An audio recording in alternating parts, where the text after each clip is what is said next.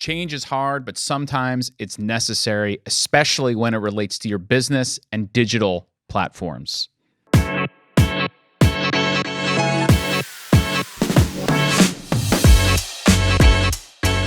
Welcome to the FieldFamous podcast, brought to you by FieldRoutes, a show that shines a light on the field service industry and the dedicated professionals that grind every day on their journey to success. I am your host, Dr. Christopher Fasano. Before we begin, just want to remind you the best place to find a new episode of this show is to subscribe right on your favorite pod player. That could be Apple Podcasts, Spotify. Wherever you find a podcast, you'll be able to find and subscribe to the FieldFamous podcast. The show is also available in video format. In case you want to watch the video of me talking to our guests today, you can go to BeFieldFamous.com, and right there you'll find our YouTube link, and you could subscribe. And last but not least, please consider giving us a 5-star review. If you're really enjoying the show, it'll help others find the show, and we hope that they will learn from these episodes. Today, our guest is Mark Stewart. Mark is a strategic account executive at FieldRoutes. Mark has over 20 years experience in the digital transformation space. He has helped Fortune 500 companies transition and learned a lot of lessons along the way, and he's here to share those with us today. Mark, my man, are you ready to be Field Famous? Absolutely. I've been looking forward to this. Me too, Mark. So Mark and I are colleagues. We work together, and we've been talking about having Mark come on the show to share his unique expertise, and I'm glad we got him on. And I'm glad we got him on at this time of the year, Mark. So we're recording the show. It's first week of September, just coming out of Labor Day holiday. And by the time this comes out, it'll still be very, very relevant. At this time of year, for all of our listeners, most people are in the field service space, pest control, maybe lawn. Maybe the busy season is now starting to wane. It's starting to come down a little bit, and you've gone through the ringer, right? You've been busting your butt all season. You're sort of seeing where your strengths are. You're also seeing where your weaknesses are. You're maybe looking at your business and saying, hey, I really need to do something. I really need to sort of get to another level, or maybe it's time for me to consider upping the ante in terms of my digital, my CRM, my software, et cetera. And so Mark is going to be here today just to talk about his expertise in that sort of regard. And we'll start with there. But Mark, before we really get into all of that cool detail, I would like you to just introduce yourself to everybody so they can get a sense for, who you are, what you've done in your career, and how you sort of got to where you are today. I would love that. Thank you. So basically what I've done is I was very fortunate. Early on in my career, I was able to help the large broadcasters in this great country of ours, ABC, CBS, NBC, Turner even. I got to help them with their digital transformation process. And so I've been very fortunate to work at AT&T, Career Builder, and now I work at FieldRoutes. When I first started, it was a smaller company, but it just had a wonderful product. And basically, what I've discovered in my career is pulling in from what I've learned for the past 20 years about knowing when the cusp of change is and knowing how to make that change and how to do it the right way. Mm-hmm. Learning it from the largest companies to someone who's just a one-person operator. I've been very fortunate to be able to navigate that space for a long time. So when we started talking about this idea, I was like, I really want to help people in general understand what's going on today, what's different, and why change is important. And so I'm really excited about that. But being here at FieldRoutes for 7 years, it's been exciting to see all the great changes in our industry. And right now, there's more change. I think the past 20 years, ever since 2020, everything has changed for our industry, and it's exciting to be part of it. So it's awesome, man. So a couple things before we get into sort of the nitty-gritty nuts and bolts of what we want to talk about today. On this show, we talk a lot about business growth, right? A lot of the things, there's different aspects of that, but we talk a lot about, because in the end of the day, people in this industry, in this space, and most people with a business, they want to understand how they can better grow their business and how to scale. So in that sort of regard, you've been at a company now, FieldRoutes, that has seen growth. And I'm wondering if you could just walk me through your experience there and how that sort of growth and new things that are going on will ultimately benefit the customer downstream. Yeah. I think what's funny is I've heard it so many times, with great change comes great opportunity. And, in 2020, a lot of people were deciding, on the fence on how to change their business, not just talking about software, but in general, making some big shifts to help get more young people in the door and all those great things. And people that tend to do the exact same thing that they did before the change seems to struggle and have a lot of problems. The people that are able to see the change and make it at the right time seem to navigate it with success. So there's so many opportunities, like in baseball, the Cy Young Award, I like to think of. Cy Young is just the best pitcher of all time because so much changed in the game of baseball that Cy Young was the first pitcher to adapt to the change. And when he adapted to the change, now he has records that no one can beat because he was the first one that adapted to it and everyone else was behind. So change is obviously really important. But it's funny because when I first started my career, ABC, CBS, all these really large broadcasters were saying, okay, I need servers and I need to put them somewhere. And that's what I see here in our industry. I walk in, I look in the break room, and there's a server right there with the air conditioner on Keeping top, it cool. trying to keep it cool. And you're just trying to hold that thing together. And so it's fun to walk in and see how the cloud, how AI is changing so much right now. Because the cloud, is so amazing when it did come out, years ago. What's nice is when FieldRoutes came around, the cloud was already there. But what's nice is there's so much change. Understanding what is going on in the market today is going to help you be a lot more, successful. But it's nice to not take care of those servers really, anymore. Right. There was a solution for that, thank God. And now there's just these clouds, and I always say, like, I want to go in that cloud one day. I want to see what's going on. Just I want to see in. what's going on in that cloud. It's got to be pretty big, that cloud, like, because everything's going in that cloud. So it's funny when I worked at AT&T, we got to see Google and a lot of great. And when I saw the cloud, you're not really that impressed. Yeah, that's what I would imagine. It's just rows and rows of servers. It's just like that's the cloud. But it has a lot more security and a lot more capabilities. But at the end of the day, it's a server not in your break room. It's a server in a much better facility. Let's start with this concept of digital transformation, Mark, and talk about what that actually means, and maybe talk about what you've seen there, and what you think are the benefits to this adaptation and transforming the digital sort of blueprint, if you will. Yep. It's funny. One of my customers sent me an email, and it was just a picture of an airline company. We won't tell you, who it is, but I think we all know. An airline company decided not to make any change, and they said their old platform, the old way of doing things, was going to be fine. And then all of a sudden, bad weather hit, certain things happened, and the whole system shut down. And so sometimes people think it's less risky to do nothing, and they don't realize that is actually more risk than making change. And I'm not just talking about software here. I'm talking about how you hire young people. Some people have issues with, okay, I recruit the same way I've always recruited, and no young people want to work here. It's crazy. They just don't want to work. Well, you're not changing. Right. There's a change happening, and you don't see it, and you're not adapting to it. And so regardless what it is, you got to be aware it's not their fault. Sometimes it's internal. Right, yeah. So the change is always coming. Every year there's something that is changing, and you need to be aware of it. That's the number one thing I want to tell, like, all of our customers. You need to be aware of this change and not just ignore it. Is not the best strategy. There's levels of it. There's this digital. You can transform digitally, going from pen and paper to a software, a computer. That's obviously a very black and white change, right? But there's also change within digital. Digital, and by definition, you have to be nimble. It's changing all of the time, right? You're talking to somebody that does digital marketing and digital advertising. I mean, I can change an ad in every 5 minutes if I had enough creative, right? There's always change within the levels of digital. So even if you have decided that I want to go from paper to a software or some sort of digital CRM or ERP, whatever you want to do, those are continually optimizing and changing over time. So you have to be willing to take a look at that as well, I imagine, right? And not just stick to something that you changed 5 years ago. Yep, I agree. That kind of brings up a good story. So this story really puts in perspective. So when I started this company 7 years ago, the big push was custom software. And it's kind of interesting how things have completely changed, because custom software kind of told the industry, and I'm talking our industry, we can do everything for you.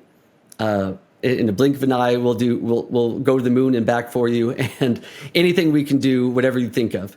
And it's funny because now the change has hit. It's like, wait a second, that's not the case. Right. that is not true. So basically what's happening is the big change is software is becoming more specific. So like when you go to a software company, you really need to think of, this software is not going to solve every problem in my company, everything that I could ever think of. This software I need to hire like I'm hiring an employee.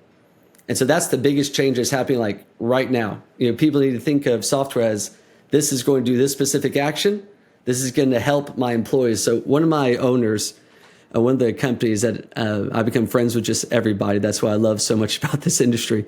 He really does, everybody, really by the way. I've seen it in like real life. People will come over like, where's Mark? See Mark? Is Mark here? Where's Mark? Where's Mark? So I can vouch for that. Sorry, go ahead, man. No. I'll tell you a completely random story. But when I first got started, it was like 3 years in, maybe 4 years in. The marketing department, the head of marketing came over and said, hey, Mark, can you come over here and look at my computer? Sorry, going off on a side tangent. That's what's fun about these. So he goes, I want to show you something. So they showed me Google AdWords. And basically what Google does is it lets you know of certain keywords you need to buy, because this is how people are trying to find you, pest control software or whatever it might be. And one of the keywords that Google recommended was Mark Stewart.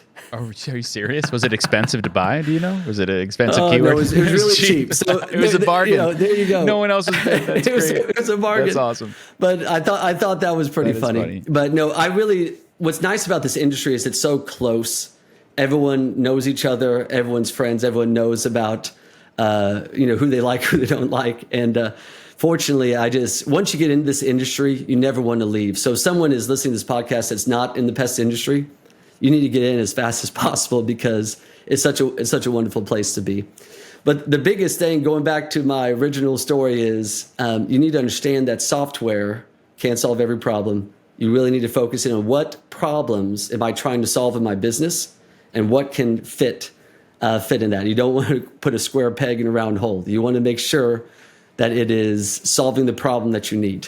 And like that was one of the things I was going to ask you. Like, if I'm sitting here and I'm saying like, well, what does a software actually do for me? And, how can a software, what are some of the things I should be looking for in my software, even if I have one already? Do you know what I mean? So it's like, is it really that big of a deal? Like, are they all the same kind of thing? I think I've seen that a lot. Like, a software is a software. It might feel a little better. It might look a little prettier. But like, what exactly, in your experience and seeing it, has it helped your customers, what to do actually and to be better? I love that. And just thinking about in general, the biggest change that's happening right now is people can't find enough employees. Mm-hmm. So that's the problem. That's the big problem right now. You know what? I have a staff. They're amazing. But when I double the size of my business, I need to double my staff.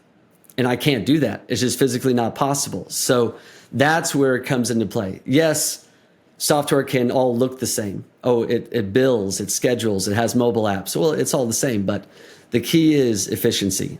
That is what's changing the game right now. It's all about, how do I make my employees' life easier? Right. I always like to say, in the past, I always said, make my family's life easier. And that's another big change that's happened in our industry is young employees don't like to hear family, because maybe they got let go from their other company that they thought was a family, or, hey, I thought this was a family and you guys are being really terrible to me. And so it's a team. So what your job is as a leader is to make your team's life easier. And all of a sudden, when you make your team's life easier, they sell more, they take care of more customers, they do better customer service. When you take the load off their back. So that's really what technology brings to the table is, a lot of people like to say, oh my goodness, it's going to solve everything. You just hit a button, and you still need employees. Right.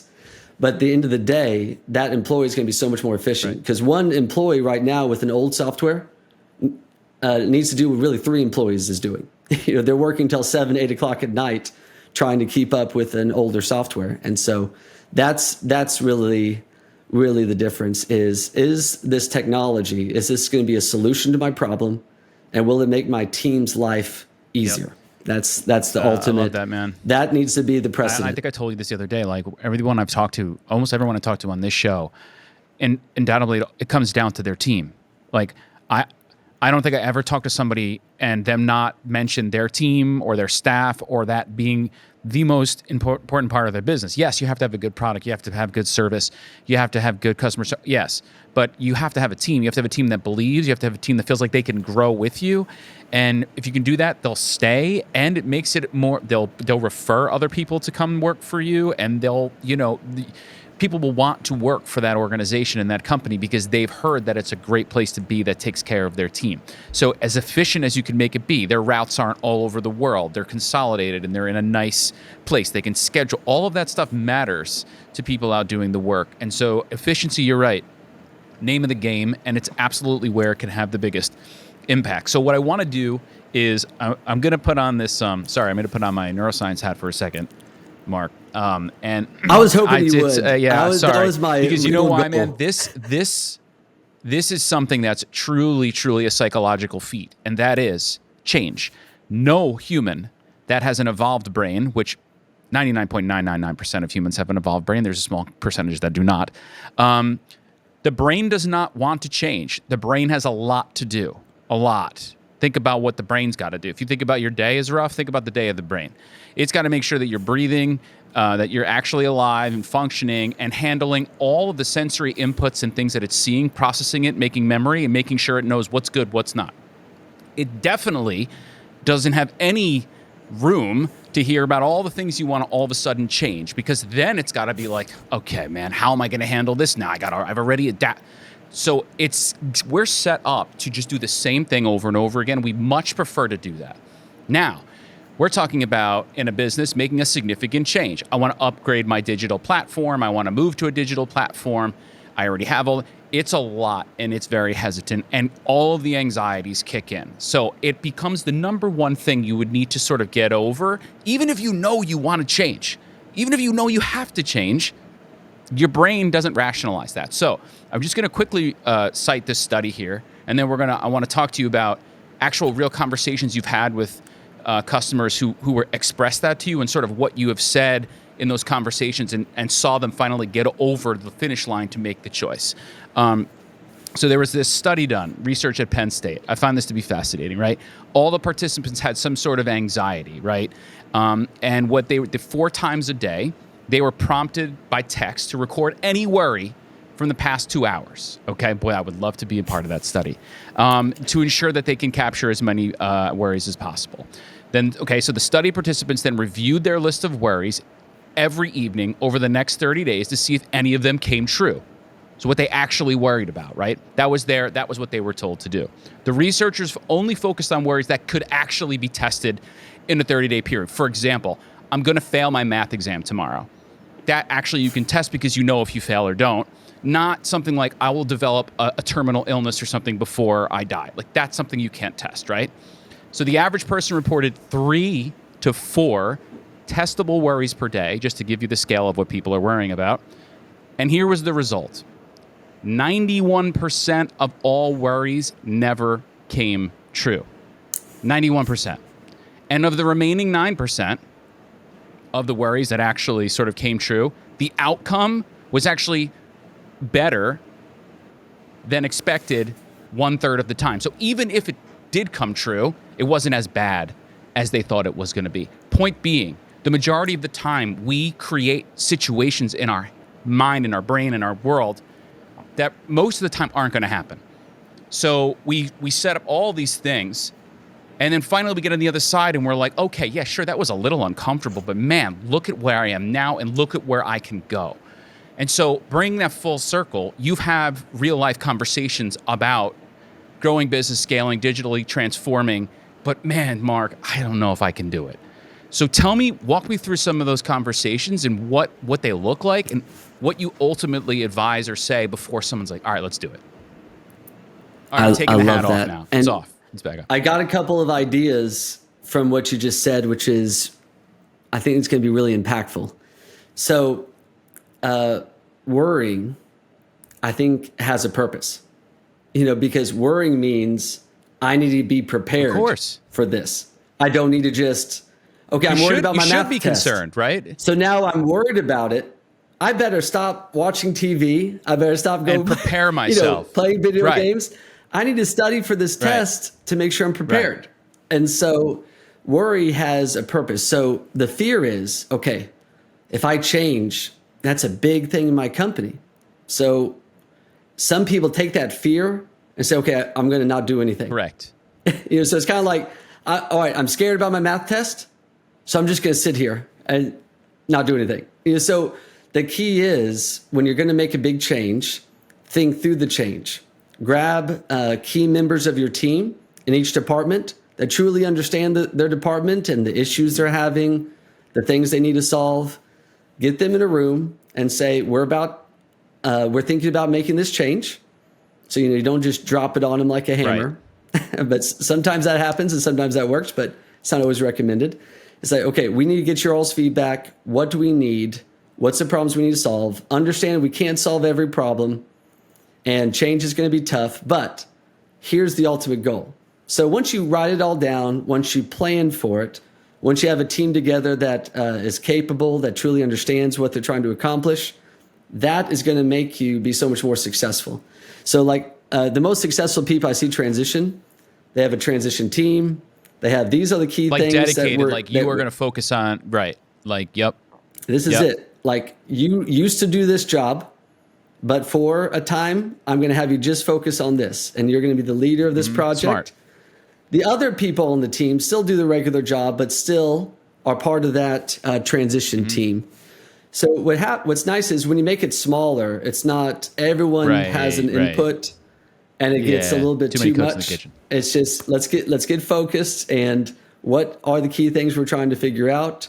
What can we work with? Because obviously changing is going to make changes internally and also externally. But I do feel like the customers that I see, and I'm talking about 20 years of doing this, when they get nervous, they make a plan, and then they execute on that plan, they are so much more successful. So you have this team, and then I got to imagine you're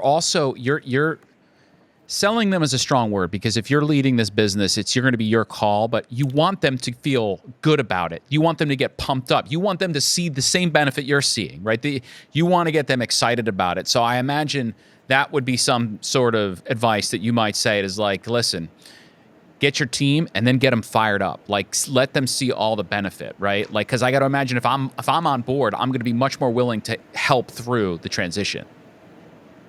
You're absolutely right. So once that small team makes a decision to make the change, you need to get the broader team excited. Like, yes, change is coming, but here's what we're going to get out of it.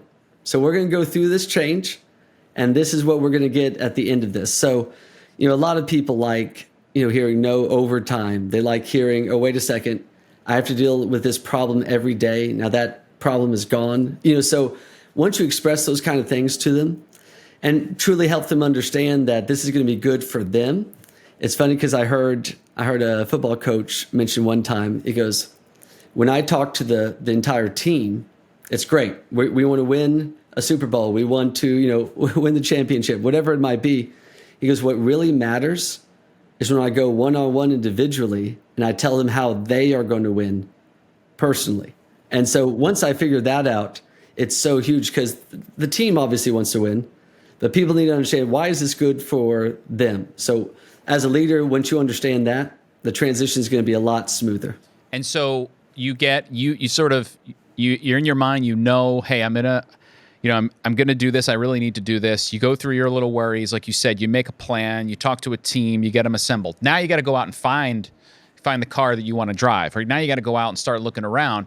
And so, I think you were saying like, it's about efficiency, et cetera, but any advice you might offer someone some people know the car, the software, car they want to drive, the software they want to use, they already know that. Some people don't, and they're going to have to look around and shop. Any advice for anybody, like what to really look for? Obviously, it's going to be specific to their need and growth stage, right? But any sort of standard advice you might offer that person? Yeah, I think obviously history in the business and also the technology is important.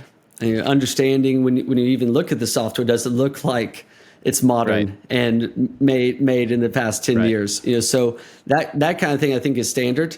And then as you really dive down, I think really finding out I need to solve these specific problems. It's not in general, Correct. I just want to change software because it looks good. I want to solve these specific things. And then once you do it and you solve those specific things, you work with everything else. But that's the key.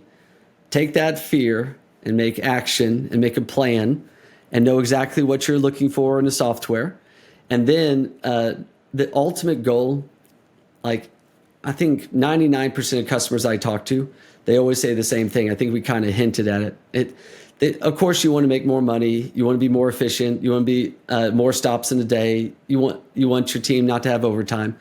All of them come down to, I want to make their life better.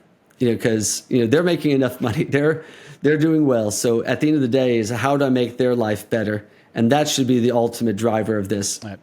And for sure. So now let's say you do all those steps, you pull the trigger, you go. Now you start the process and you're going. I know it's interesting. You were telling me about it the other day about the Boy Scouts model, like of the way to really get into something, right? So you pull the trigger, you're moving over, you've got your team, you're starting to go. Talk to everybody a little about that. I think it's cool. I think it totally relates. Yeah, so it's funny because when I started doing coaching, training, especially here at FieldRoutes and elsewhere for our friends, the biggest thing is the way the brain learns. And I want to, and I that's why I checked you on it. I'm like, just to make sure, am I right? Because I'm giving you the hat now. You got it. Go. Yeah, I was about to say you gave me. So step number one is Boy Scouts. You learn something from someone else, either watching a video or training. So you learn it. And then the second phase of that is you need to do it. You need to do the action and make sure you understand how to do it. Then your brain doesn't really understand the knowledge until you relay it to someone else. So that's what makes humans very unique, is we transition the knowledge and then someone might do it better than us. Right. So that's the three keys. You learn it. You need to make sure your team actually does it. Because sometimes they say, oh, I watched the video. That is not learning. Like that is just step one. You need all steps. So learn it, have them actually do it, just in a more test environment. So they're not doing this with real customers, but what they're going to do is do the action that they need to learn. And then make sure every individual teaches somebody else. Even if that person already knows it, it's just the action of me teaching you this is how you do it is going to help them learn. It's funny. crucial. I just listened to something that Kobe Bryant said. Now, Kobe Bryant obviously was obviously like an all-world, all-time basketball player. Still, I can't believe that he passed. Anyway, I can't believe that. His work ethic was almost unmatched. There's very few people that you might compare to how he worked and his drive. And he said along these lines of like teaching it and repetition, he said something that I found to be so fascinating. I never really thought about it that way. He said something to the effect of, if you have a craft, if you have something that you're doing that you want to do, it could be anything, business, an instrument, a sport, and you practice that thing or you're working that thing for 2 to 3 hours a day, call it 2 hours a day, every single day, there is absolutely no possible way you won't become one of the best at that thing. And I thought about that, and I'm like, is that like hyperbole? It's just like a big statement to say. And then I'm thinking about it, and he's like, how? And then I'm like, how often does the average person practice? I think about like my kid going to baseball practice or people going to baseball practice. Maybe they have practice once a week, maybe at home. Maybe I throw the ball with him a couple days for a week for like 20 minutes a pop. He's talking about 2 hours a day.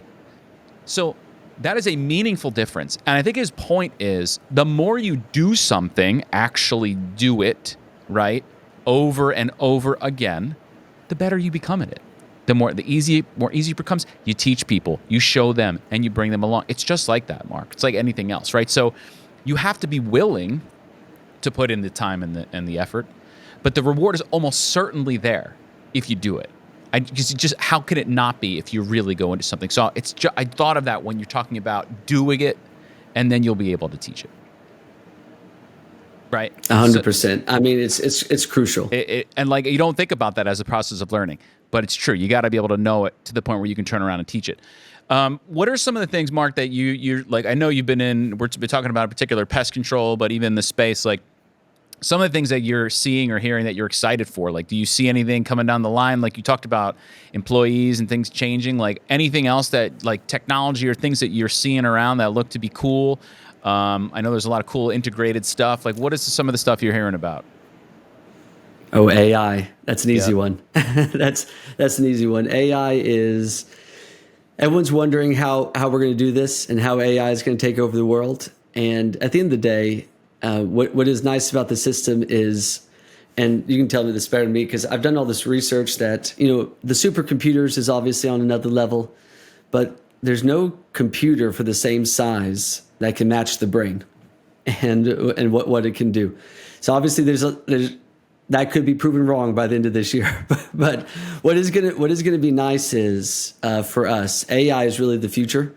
If you're not playing with AI, understanding what it is, ChatGPT or all those great things, like if you're making any content for ideas, that is really a nice, easy thing to jump into and start playing with. Our company is playing with all kinds of AI options. Our developers are having a great time. It's more fun, but they're coming up with all kinds of amazing things that are coming up. But that's going to be the future. So as of right now, I would encourage everyone listening to just start playing with AI, just to understand, what it is and how it can help benefit you.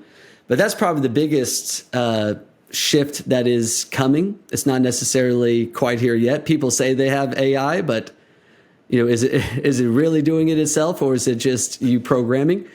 So like in our software, basically you say, when this action happens, I want this to happen. That's not AI. Right. But a lot of people like to push that's right. AI. That's just logic that's and not. written logic code. Yeah, right. Exactly. That's just written logic. It's a whole different ball game. But I would say the biggest change is hiring people, what technology can bring to the table. And then that's probably the two biggest things that if you don't take that worry and start doing something about it, it's gonna catch up to you. Also too, for someone that marketed for pest control companies, lawn companies, HVAC companies in the past, like you got to be able to speak to them at the right time in the right place too. You have to be able to leverage. So you have this system, digital, which means you have data in it, and you should be capturing data about your customer, what they bought, when they bought it, what they don't have yet, where things like that. And then you want to be able to turn around and say something to them at the time where they're going to be thinking about it, where they're outside getting bit by a mosquito. You want them to come inside, sit down, and get an email about, hey, I got this mosquito service because the mosquitoes suck right now. Right at the time where the brain is starting to deal with a problem, it finds an answer and it's forcing you to think about it. Why? Because it doesn't want to have to think about it. It's got plenty to do. It's got to keep you alive. It doesn't want mosquitoes biting. So integration with things like that are going to automate in a different sort of AI, but an automation, behavioral ways. I love where this is moving, especially for businesses like this with recurring revenue that are always looking for upsells and cross sells and things like this. It's really, really cool, and you got to find a digital system that's going to allow for inputs and hook-ins and integrations. It's like seamlessly, so you'll be able to do that. So something just a little bit that I'm seeing that I'm excited for, and I know at FieldRoutes we got a lot of stuff cooking with things like that. I told you this would go quick, Mark. I'm looking at the time, so we're getting close to the time. I'm gonna do the rapid fire questions with Mark now, and then after that, we're going to close with having Mark give some information about how he can be contacted if anyone is sort of facing those anxieties or having those thoughts in their head, but wanting to talk it out with someone who's been there, like a software psychologist, Mark. That's good. I might use that in the future. I might put that on my title. I like from that. now on. All right, so here we go. Mark Stewart, rapid fire. You know the drill. You're just going to give me the first thing that comes to your mind. No thinking. And we go. All right, Mark, text or talk? Text. Dark chocolate or milk? Chocolate. Dark chocolate, Same. all Let's the go. way. Cats or dogs? Dogs. Summer or winter? Summer. Morning or evening? Oh man, I know it's weird, but I'm a morning person. I'm one of those weirdos. Beach or pool? The beach. Salty or sweet? Oh, sweet. Favorite day of the week? Oh man, It's got to be Saturday. That's when my kids are doing all kinds of activities. Would you rather be able to speak every language in the world or be able to talk to animals? Oh, man. I would like to talk to animals. How long? Isn't that terrible? No, how long does it take you to get ready in your day? About 15 minutes. Scale of 1 to 10, according to you, how good of a driver are you? Oh, 10. Everybody's always higher when it's themselves rating themselves. Invisibility or super strength? Oh, man. I would take super strength. Rats or mice? I would say rats. It makes my customers more money. I've never heard that one yet. Bees or wasps? Bees. If you were really hungry, would you eat a bug? I would have said no, but one of my good friends at Pest World, 8 people came by and asked me to eat a bug, and I said no. So you wouldn't. Then one of my good friends came up, and so the answer is yes. So you would do it. Sorry. So you would do it. I would do it. And is the Field Famous podcast the best podcast you've ever been on?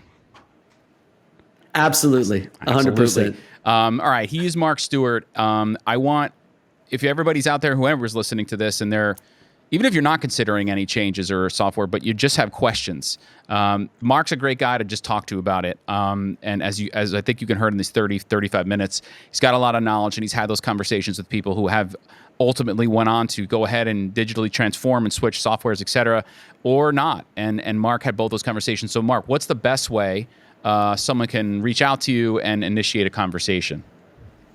Well, you can call me, email me. My email is mark.stewart@fieldroutes.com, or you can call my cell, which is 214-232-5533. I'll be looking forward just to having a conversation. You don't have to even talk about exactly what we do. It's just, that's what I love about this industry is we have a lot of fun. And if for anybody that misses that, you can always go to BeFieldFamous.com. There's a contact us button there, and we can all find Mark and route all the information just in case.